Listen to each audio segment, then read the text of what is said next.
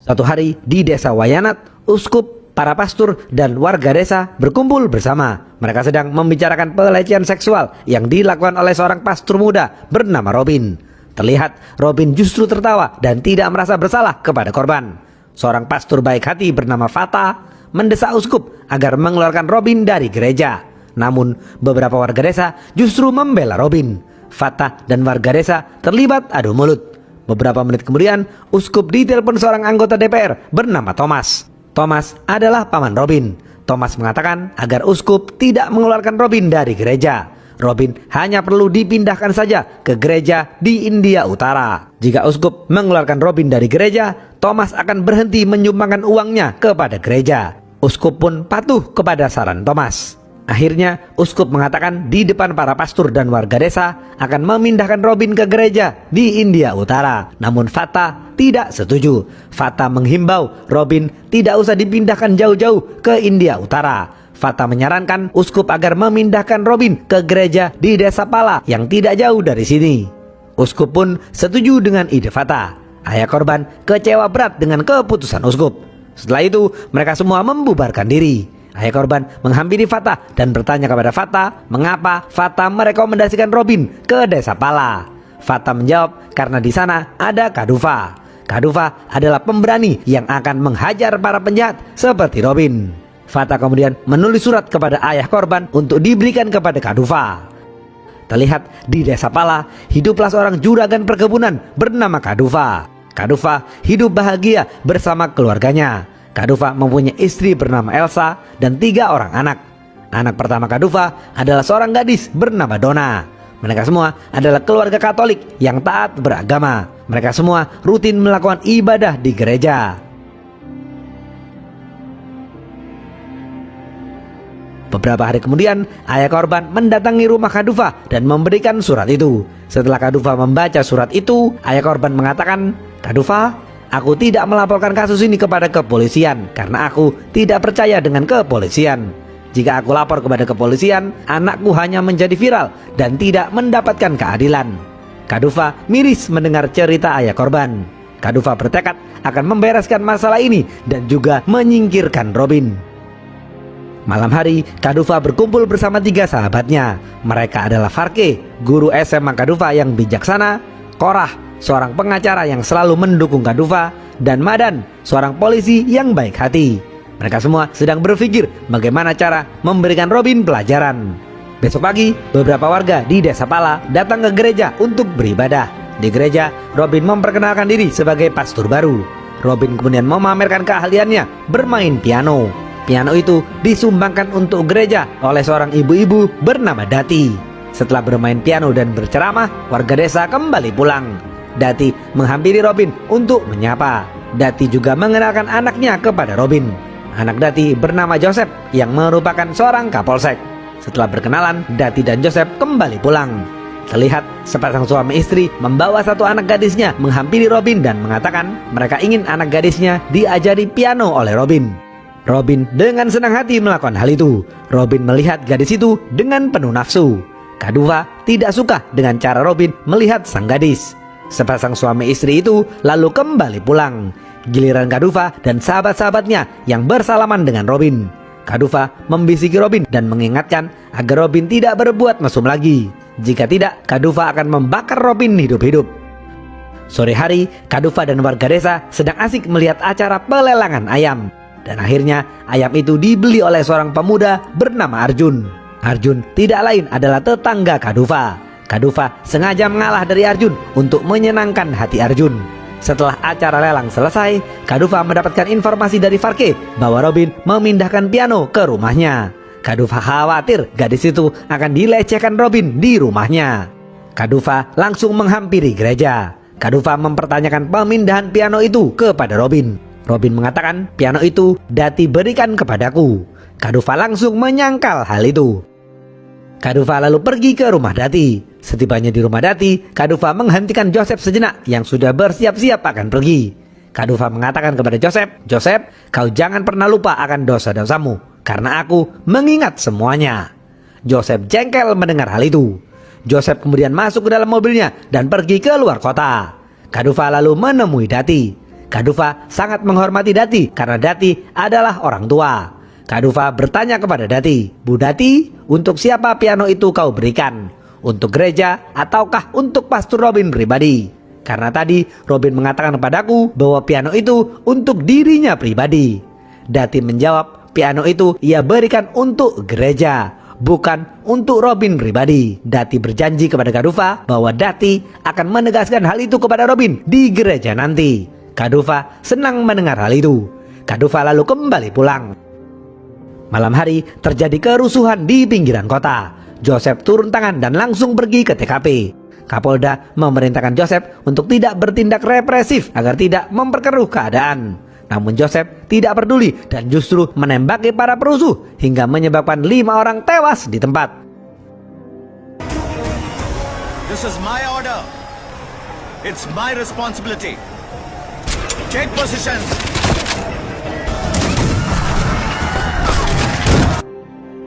Besok pagi, keluarga korban melakukan demo dan menuntut Joseph untuk bertanggung jawab atas tragedi itu.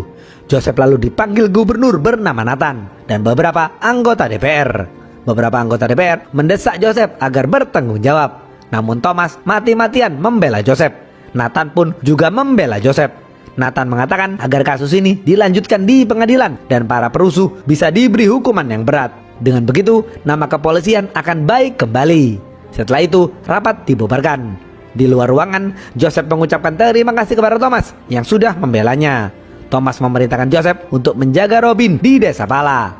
Joseph dengan senang hati akan melakukan hal itu. Hari Minggu, seperti biasa, warga desa melakukan ibadah di gereja. Sang uskup juga datang dan memberikan ceramah. Seusai ceramah, Kadufa berdiri dan mengatakan bahwa piano yang diberikan Dati tidak boleh diletakkan di rumah Robin. Karena piano itu Dati berikan untuk gereja, bukan untuk Robin pribadi. Sang uskup lalu menyuruh Dati berdiri dan mengklarifikasi kejelasan piano itu. Dati berdiri dan mengatakan piano itu Dati berikan kepada Robin pribadi. Kadufa jengkel karena Dati berbohong. Dati tidak menepati janjinya. Joseph tersenyum bahagia melihat Kadufa dipermalukan. Setelah acara selesai, semua orang berjalan keluar gereja. Kadufa menghampiri Joseph dan mengatakan ibunya adalah seorang munafik. Joseph marah kepada Kadufa. Mereka berdua terlibat adu mulut. Joseph langsung menodongkan pistolnya ke dada Kadufa. Namun Kadufa tidak takut. Kadufa justru memukul Joseph hingga jatuh tersungkur. Melihat perkelahian itu, Dati pingsan lalu dibawa ke rumah sakit. Sore hari, Farke dan Elsa menasihati Kadufa agar minta maaf kepada Dati karena Kadufa berkata kasar tentang Dati. Padahal Dati adalah orang tua. Namun Korah tetap membenarkan Kadufa. Setelah mendengarkan nasihat Elsa dan Farke, Kadufa akan minta maaf kepada Dati. Mereka semua kemudian mendatangi rumah Dati. Tak lama kemudian, Kadufa, Farke, dan Korah tiba di rumah Dati. Dengan segala kerendahan hati, Kadufa meminta maaf kepada Dati. Namun Dati dengan sombongnya mengatakan ia tidak mau memaafkan Kadufa. Dan Dati yakin Joseph akan menghancurkan Kadufa.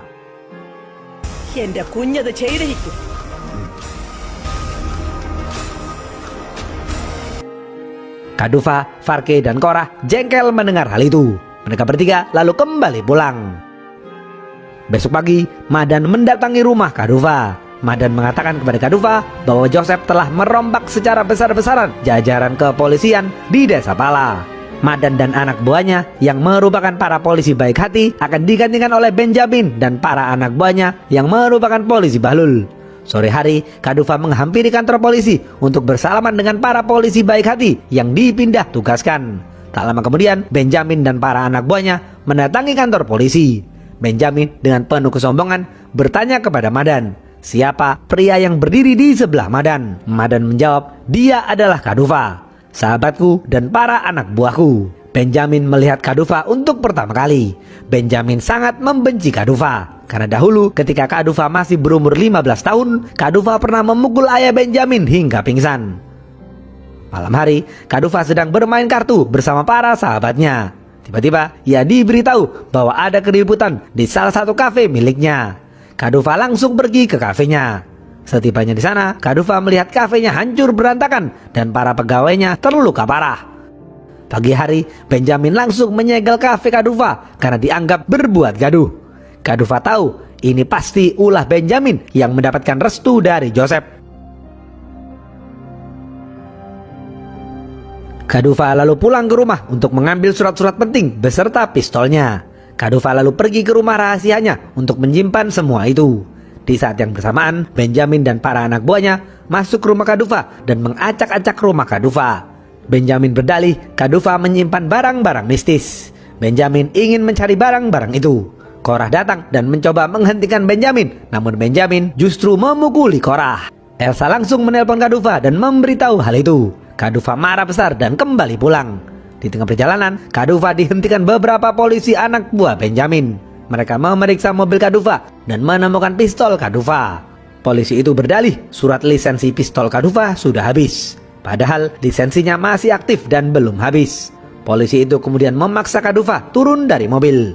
Polisi itu menendang Kadufa dari belakang. Kadufa berbalik dan mengencangkan sarungnya. Kadufa langsung menghajar semua polisi itu.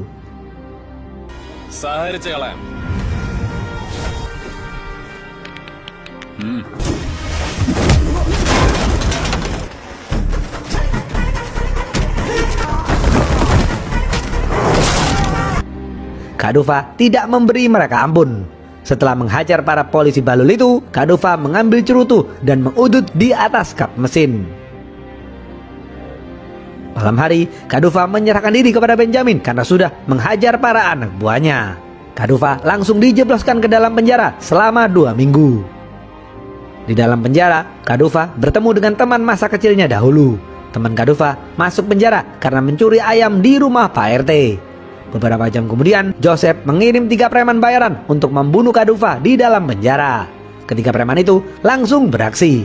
Mereka bertiga memancing emosi Kadufa dan menghina Kadufa. Kadufa tetap tenang dan tersenyum.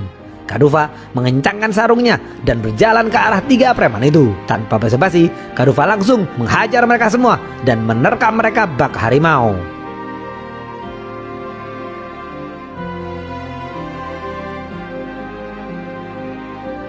Kedua polisi sipir penjara tidak berani melerai karena takut dengan ketangguhan Kadufa. Setelah menghajar para preman itu, Kadufa mandi dengan santainya.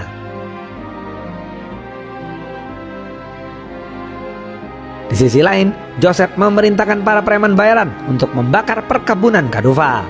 Dengan terbakarnya perkebunan itu, Kadufa rugi miliaran rupiah. Akibatnya, para pekerja perkebunan Kadufa mulai kesulitan ekonomi karena tidak bekerja. Sedangkan Benjamin terus menggali halaman rumah Kadufa untuk mencari barang-barang mistis. Benjamin merasa puas karena bisa merusak halaman rumah Kadufa. Elsa dan ketiga anaknya terus berdoa kepada Tuhan untuk meminta perlindungan. Elsa dan ketiga anak Kadufa menjenguk Kadufa di penjara. Farke dan Korah juga menjenguk Kadufa di penjara. Farke dan Korah memberitahu semua yang terjadi. Kadufa marah, namun Kadufa tetap berusaha tenang. Kadufa terus merenung dan mencari solusi masalah ini. Kadufa mencari cara untuk menyingkirkan Joseph dan Benjamin yang terus-menerus mengganggu dirinya. Di penjara, Kadufa bertemu dengan Sani. Mereka berdua lalu membicarakan sesuatu. Terlihat Arjun tidak terima rumah Kadufa terus-menerus diacak-acak oleh Benjamin. Karena itu, Arjun dan beberapa warga desa membuat surat petisi. Surat petisi itu lalu dikirim langsung kepada Menteri Dalam Negeri. Selama di penjara, Kadufa tetap rajin berdoa kepada Tuhan. Kadufa juga dekat dengan pastor baik hati bernama Karya. Karya adalah pastor berhati mulia yang membimbing para napi. Karya mengobrol dengan Kadufa. Karya mengatakan ia selalu mendoakan dan mendukung penuh Kadufa. Sore hari, Joseph mendatangi penjara dan menemui Kadufa. Joseph mengatakan, "Kadufa, aku turut berduka atas jatuhnya Donna dari tangga." Kadufa panik dan langsung menelpon Elsa. Kadufa menanyakan keadaan Donna kepada Elsa. Elsa menjawab, Donna hanya terpeleset. Donna baik-baik saja. Sekarang Donna sedang beristirahat tidur. Joseph lalu menutup telepon Kadufa. Kadufa jengkel dan mengatakan kepada Joseph, "Joseph, dalam Alkitab disebutkan bahwa apapun yang kau perbuat akan kembali kepada dirimu sendiri." Setelah 2 minggu di penjara, Kadufa akhirnya dibebaskan. Sebelum keluar penjara, Kadufa mengenakan semua perhiasannya kembali, termasuk cincin berlogo harimau. Teman-teman Kadufa di penjara akan terus mendoakan Kadufa. Di pintu keluar penjara, Kadufa disambut oleh Farke dan Korah. Namun Kadufa tidak pulang bersama mereka. Kadufa naik mobil khusus dan pergi ke suatu tempat. Kadufa sedang merencanakan sesuatu. Di sisi lain, Benjamin mengangkat mobil ambasador peninggalan ayah Kadufa. Benjamin melakukan itu untuk membuat Kadufa marah. Beberapa menit kemudian, Kadufa tiba di rumahnya. Kadufa melihat mobil ambasador peninggalan sang ayah digantung di atas. Kadufa marah namun tetap berusaha tenang. Benjamin berjalan mendekati Kadufa dan memegang baju Kadufa. Kadufa mengatakan, "Benjamin, jika kau tidak ingin pingsan seperti ayahmu, lepaskan tanganmu dari bajuku." Benjamin langsung melepas tangannya. Benjamin dan para anak buahnya lalu kembali ke kantor polisi, sedangkan Kadufa berjalan masuk ke rumahnya. Kadufa disambut Elsa sang istri dan kedua anaknya yang masih kecil. Kadufa lalu naik ke atas dan melihat Donna yang sedang duduk di tempat tidur. Kadufa sedih melihat keadaan Donna. Kadufa bertanya kepada Donna apa yang sebenarnya terjadi. Dari kejauhan, Elsa memberikan kode kepada Donna agar tidak memberitahu ayahnya apa yang sebenarnya terjadi. Kadufa menyuruh Elsa untuk keluar kamar sejenak. Akhirnya Donna menceritakan semuanya. Donna mengatakan, "Ayah, ketika ayah di penjara, Pastor Robin datang ke rumah dan menggoda ibu. Ibu marah dan menampar Robin. Robin langsung membawa paksa ibu ke tempat tidur dan berusaha meniduri ibu. Aku mencoba menggagalkan upaya itu, namun Robin mendorongku hingga aku terjatuh ke tangga. Bang Arjun mendengar teriakan ibu langsung datang menolong. Karena ada Bang Arjun, Robin panik dan kembali pulang. Mendengar cerita itu, Kadufa terbakar emosinya. Donna mengatakan, ayah jangan berbuat masalah. Aku tidak mau ayah di penjara lagi." Kadufa berjanji kepada Donna, ia akan membereskan masalah ini tanpa dipenjara. Kadufa lalu duduk di ruang tamu dan merenung sejenak. Besok pagi, Kadufa menghampiri Arjun yang masih terbaring lemah di tempat tidur. Ibunda Arjun mengatakan, di kantor polisi, Arjun dihajar habis-habisan oleh Benjamin.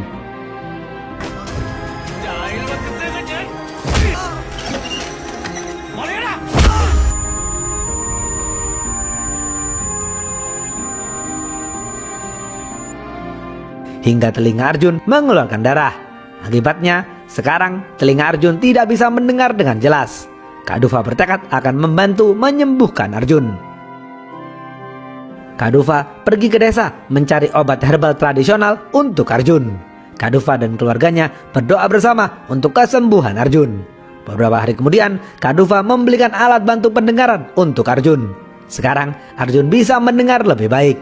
Kadufa lalu pergi ke kafenya yang sudah ditutup. Kadufa juga pergi ke perkebunannya yang sudah dibakar habis oleh preman bayaran Joseph. Di sana, Kadufa merenung sejenak. Kadufa lalu mengumpulkan semua surat-surat tanah miliknya. Elsa bertanya kepada Kadufa mengapa ia menjual semua surat-surat tanah itu. Kadufa menjawab, "Aku harus melakukan ini untuk menjatuhkan musuh-musuh kita. Ini semua demi kehormatan, keadilan, dan balas dendam." Sore hari, Kadufa pergi keluar menggunakan mobilnya. Di tikungan, mobil Kadufa berhadapan-hadapan dengan mobil Benjamin. Orang-orang di sekeliling melihat hal itu. Akhirnya, Kadufa mengalah dan memundurkan mobilnya. Orang-orang mengatakan sekarang Kadufa sudah takut dengan Benjamin. Di sisi lain, Nathan memanggil Joseph dan mengatakan bahwa Joseph akan Nathan promosikan untuk menjadi Kapolda. Joseph sangat senang mendengar hal itu. Sejak itu, Joseph bertekad menjadi loyalis Nathan. Beberapa hari kemudian, Kadufa memerintahkan Farke dan Korah menemui dirinya di rumah rahasia. Farke dan Korah langsung berangkat ke sana. Setibanya di rumah rahasia Kadufa, Farke dan Korah duduk dan diperintahkan untuk menonton TV oleh Kadufa. Ternyata berita televisi sedang membicarakan mundurnya Nathan menjadi gubernur. Nathan akan digantikan oleh rekan satu partainya bernama Kunji. Farke dan Korah kaget mengapa Nathan bisa mundur menjadi gubernur. Farke dan Korah yakin semua ini pasti karena strategi cerdas Kadufa. Kadufa lalu menceritakan strateginya kepada Farke dan Korah. Kadufa mengatakan, "Farke, Korah, jika kita ingin menghancurkan seorang raja, kita harus melemahkan kekuasaannya terlebih dahulu. Setelah itu, kita lucuti senjata mereka." Ketika di penjara, aku bertemu dengan seorang pria bernama Sani. Sani adalah politikus jujur yang dikhianati oleh Nathan. Sani mempunyai dua pemimpin di divisi partainya. Mereka adalah Paul dan Kunji. Paul dan Kunji juga berambisi menggantikan Nathan menjadi gubernur. Sani mempunyai bukti video yang menunjukkan Nathan pernah menerima uang suap. Sunny berencana akan bekerja sama dengan Paul dan Kunji untuk menurunkan Nathan. Namun Sunny membutuhkan sponsor berupa uang yang banyak. Kadova berkonsultasi terlebih dahulu kepada Pastur Karya. Pastur Karya mendukung penuh Kadova. Tanpa berpikir panjang, Kadova menawarkan diri kepada Sunny untuk menjadi sponsor.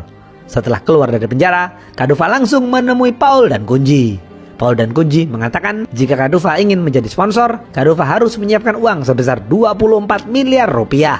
Paul dan Kunji juga mengatakan mereka berdua tidak bisa menjamin kerjasama ini akan berlangsung lama.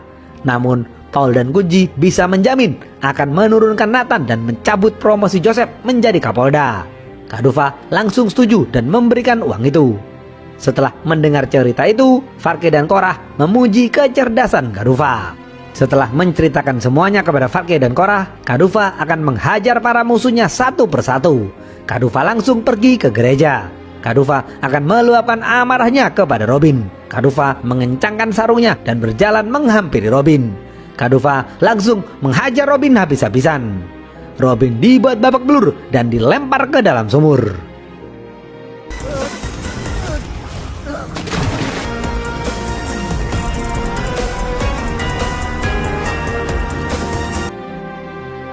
Besok pagi, Kunji diangkat menjadi gubernur untuk menggantikan Nathan.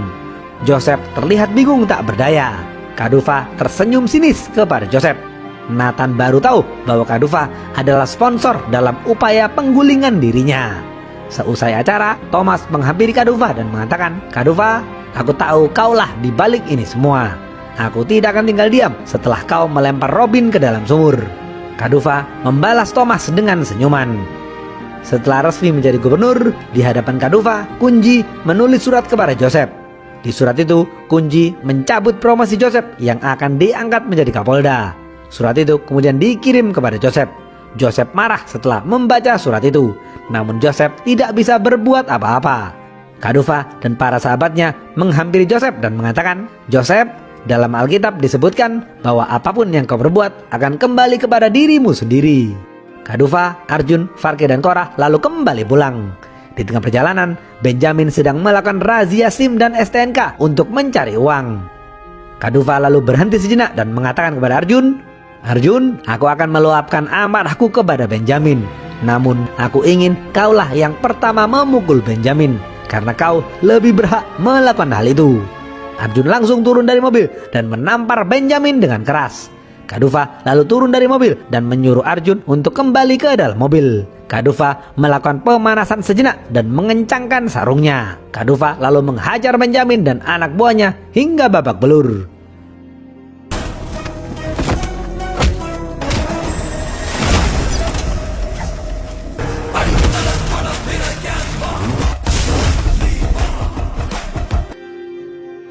Setelah menghajar Benjamin, Kadova mengatakan, "Benjamin, cepat kau kembalikan mobil ambasadorku ke tempat semula. Dan kembalikan halaman rumahku seperti semula, karena waktumu tidak banyak." Di sisi lain, Nathan memanggil Joseph untuk membicarakan sesuatu. Nathan ingin mengamankan harta emas batangannya keluar kota sebelum digerebek KPK. Joseph dengan senang hati akan melakukan hal itu. Diam-diam, pembantu di rumah Nathan menguping pembicaraan Nathan dan Joseph. Pembantu itu langsung memberitahu Sunny tentang rencana pemindahan emas batangan milik Nathan. Sunny langsung memberitahu KPK. Malam hari, Joseph menggunakan mobilnya mengangkut emas batangan milik Nathan. Di tengah perjalanan, tim KPK membuntuti mobil Joseph. Dari kejauhan, Kadova menembak tepat ban mobil Joseph. Mobil Joseph terperosok ke semak-semak. Joseph tertangkap tangan membawa emas batangan. Besok pagi, Joseph dipanggil oleh Kunji dan Paul. Kunji menyarankan Joseph agar mengatakan yang sejujurnya bahwa emas batangan itu adalah milik Nathan. Namun karena Joseph sudah menjadi loyalis Nathan, Joseph menolak mengatakan hal itu. Joseph mengatakan emas batangan itu adalah miliknya. Karena itu, Kunji langsung menulis surat yang menyatakan Joseph diskorsing. Joseph menerima surat skorsing itu dari Kunji. Joseph pulang ke rumah dengan muka amarah. Joseph berencana akan membunuh Kadova. Di gereja, kepengurusan pastor akan dirombak. Sang uskup memanggil Kadufa dan mengungkapkan amarahnya kepada Kadufa karena gara-gara Kadufa, Thomas tidak mau menyumbangkan uangnya lagi kepada gereja. Kadufa menanggapi sang uskup dengan senyuman. Kadufa mengatakan, "Bapak Uskup yang mulia, aku sering membaca Alkitab. Namun, aku lebih suka membaca pernyataan lama yang mengatakan mata dibalas mata." പിതാവേ, എനിക്ക് പുതിയ നിയമത്തേക്കാ പ്രിയം നിയമത്തോട്, കണ്ണ് എന്നെഴുതിയേക്കുന്ന പഴയ നിയമത്തോട്. Malam hari, Menteri Dalam Negeri datang dari New Delhi untuk menemui Nathan. Menteri Dalam Negeri juga memanggil serta Kunji dan Paul. Menteri Dalam Negeri mengatakan kepada mereka bertiga, "Bapak-bapak, saya datang ke sini atas perintah Perdana Menteri. Mengingat pemilu sudah dekat, Perdana Menteri ingin memperbesar koalisi. Perdana Menteri akan melakukan perombakan kabinet. Partai bapak-bapak akan kami masukkan dalam koalisi pemerintah sekarang. Nathan akan masuk di jajaran kementerian. Namun itu semua bisa dilakukan asalkan kalian bertiga harus bersatu kembali." Mendengar pernyataan Menteri Dalam Negeri, Kunci dan Paul tidak berpikir lama. Kunci dan Paul langsung setuju dan akan berkoalisi dengan Nathan. Nathan mengatakan kepada Kunci dan Paul, "Sebelum aku berangkat ke New Delhi, aku punya satu permintaan terakhir kepada kalian berdua. Besok malam, Joseph akan melakukan sesuatu kepada Kadufa. Aku minta tidak boleh ada satu kepolisian dari kubumu yang terlibat." Kunci dan Paul akan mempersilahkan Joseph melakukan apa saja kepada Kadufa. Kunci dan Paul mengatakan kepada Nathan bahwa pertemanan mereka berdua dengan Kadufa tidak berlangsung lama. Sore hari, Joseph mendatangi penjara rumah sakit jiwa untuk membebaskan satu napi bernama Gaitonde. Sang dokter mengatakan bahwa Gaitonde mengalami bipolar disorder. Karena itu, Joseph harus berhati-hati. Joseph mengatakan kepada sang dokter bahwa Joseph justru mencari orang seperti Gaitonde. Karena Joseph ingin Gaitonde mencincang tubuh Kadufa di depan banyak orang. Joseph menghampiri sel Gaitonde dan berbicara dengan Gaitonde. Joseph mengatakan ia akan membawa Gaitonde menemui wanita obsesinya bernama Mary. Namun Gaitonde harus membunuh Kadufa terlebih dahulu. Gaitonde dengan senang hati akan melakukan hal itu. Malam hari, Joseph membawa Gaitonde menemui Mary. Gaitonde langsung memperkaos dan menyayat leher Mary hingga tewas. Setelah itu, Joseph mengantar Gaitonde mengumpulkan semua anak buah Gaitonde. Setelah semuanya berkumpul, Joseph dan Gaitonde mendatangi acara festival tahunan. Terlihat Kadufa, keluarga Kadufa, para sahabat Kadufa, dan seluruh warga desa ikut meramaikan acara festival itu. Acara festival itu berlangsung ramai dan meriah. Joseph menunjuk wajah Kadufa, Farke, dan Korah. Gaitonde lalu turun dari mobil dan berjalan mendekati kerumunan. Gaitonde berjoget mendekati Farke dan Korah. Kadufa curiga melihat gerak-gerik Gaitonde. Tak lama kemudian, Gaitonde langsung menusukkan pisaunya ke perut Farke. Semua orang lari ketakutan.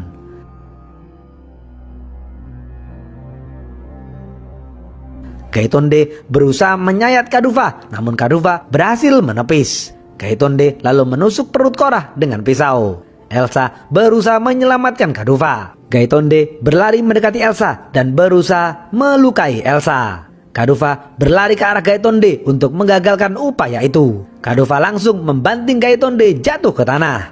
Anak buah Gaitonde keluar dari mobil dan mengepung Kadufa. Para tetangga Kadufa datang untuk membawa Farke dan Korah ke rumah sakit.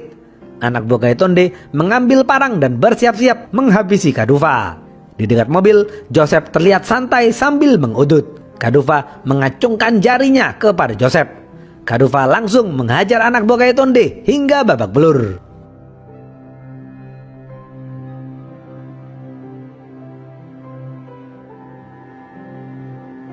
Melihat anak buahnya kalah, Gaitonde berusaha kabur melarikan diri. Kadufa langsung meluapkan amarahnya kepada Gaitonde. Kadufa memukul, menendang, dan membanting Gaitonde hingga tewas. Di saat yang bersamaan, Joseph mengendari mobilnya dengan kencang dan berusaha menabrak Kadufa. Kadufa melempar bambu ke arah mobil Joseph. Mobil Joseph menabrak salah satu lapak. Joseph kemudian keluar dari mobil dan langsung memukul Kadufa. Kadufa jatuh terperosok. Joseph lalu menyeret kaki Kadufa dan menendang Kadufa. Kadufa menjerit kesakitan. Kadufa kemudian bangkit berdiri. Dengan kekuatan penuh, Kadufa memukul perut Joseph hingga Joseph terpental jatuh ke bawah.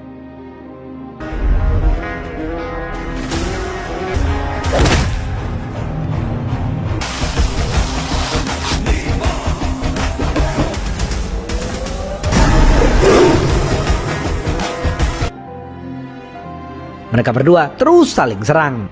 Kaduva membanting Joseph dengan keras. Joseph bangkit berdiri dan balik membanting Kaduva.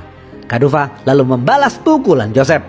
Kaduva menguppercut dan memukul Joseph dengan bambu. Akhirnya Joseph terluka parah dan lemah tak berdaya. Kaduva kemudian berhenti dan duduk sejenak. Kaduva mengatakan, "Joseph, perkelahian ini aku hentikan sementara waktu." Kaduva lalu kembali pulang. Besok pagi, Joseph menjalani proses hukum. Joseph terbukti melakukan kerusuhan di tempat umum. Akhirnya, pengadilan memutuskan untuk memenjarakan Joseph. Di sisi lain, Kaduva mengirim hadiah kepada Kunji. Hadiah itu diantar langsung oleh Arjun. Ternyata, hadiah itu berupa video yang menunjukkan Kunji dan Paul menerima uang suap sebesar 24 miliar rupiah. Kunji kaget melihat video itu. Kaduva juga memberikan surat kepada Kunji. Di surat itu, Kaduva menulis kalimat "a lifetime commitment" yang berarti Kunji dan Paul tidak bisa melupakan Kaduva begitu saja. Kunji ketakutan membaca surat itu. Besok pagi, Joseph diantar masuk ke dalam penjara. Dati menangis sedih melihat putra kebanggaannya masuk penjara. Kaduva juga berdiri di depan pintu masuk penjara. Joseph mengatakan, "Kaduva, ini semua belum berakhir." Kaduva menjawab, "Joseph, siapa bilang ini semua berakhir? Kapanpun kau ingin bertemu denganku, aku dengan senang hati akan menunggumu di sini."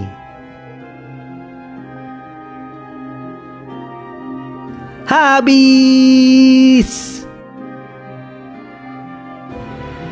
Apa pesan dari film ini? Dalam hidup ini, pasti akan selalu ada orang-orang yang tidak menyukai kita.